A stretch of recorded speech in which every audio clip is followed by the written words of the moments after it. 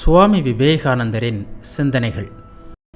உயர்ந்த லட்சியம் கொண்ட மனிதன் ஒருவன் 1000 தவறுகள் செய்தால் லட்சியம் ஒன்றுமில்லாமல் வாழ்பவன் 50,000 தவறுகளை செய்வான் என்று நான் உறுதியாக சொல்வேன்.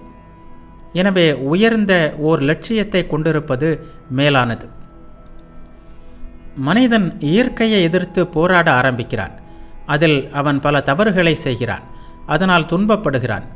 ஆனால் இறுதியில் அவன் இயற்கையை வென்று தனது சுதந்திரத்தை பெறுகிறான். அவன் சுதந்திரத்தை அடைந்தவுடனேயே இயற்கை அவனுக்கு அடிமையாகி விடுகிறது. இயற்கையின் விதிகளுக்கு கீழ்ப்படிந்து நடப்பதுதான் சுதந்திரம் என்ற கருத்தை நான் ஒப்புக்கொள்ள மாட்டேன். மனித வளர்ச்சியின் வரலாற்றின்படி இயற்கைக்கு கீழ்ப்படியாமல் இருப்பதுதான் மனித சமுதாயத்தின் வளர்ச்சியாகும். அதுதான் மனித சமுதாயத்தின் வளர்ச்சியை ஆக்கி அமைத்திருக்கிறது. நமது வாழ்க்கை சிறந்ததாகவும் தூய்மை உடையதாகவும் இருந்தால் மட்டும்தான் உலகமும் சிறப்பும் தூய்மையும் பெற்றதாக இருக்க முடியும். அது காரியம். நாம் அதை விளைவிக்கும் காரணம். எனவே நாம் நம்மை தூய்மைப்படுத்திக் கொள்வோமாக. நம்மை நாம் பரிபூரணர்கள் ஆக்கிக் கொள்வோமாக. சண்டையிடுவதிலும் குறை சொல்லிக் கொண்டிருப்பதிலும் என்ன பயன் இருக்கிறது?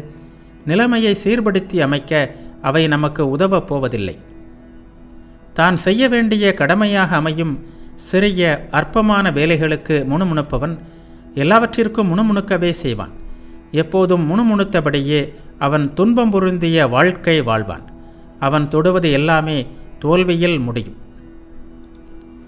தன் கடமைகளை தவறாமல் ஒழுங்காக செய்து கொண்டு தன்னால் ஆனவரை வாழ்க்கையில் முயன்று கொண்டிருப்பவன் கட்டாயம் ஒளியை காண்பான். மேலும் மேலும் உயர்ந்த கடமைகள் அவனது பங்காக அவனை தேடி தாமாக வந்து சேரும்.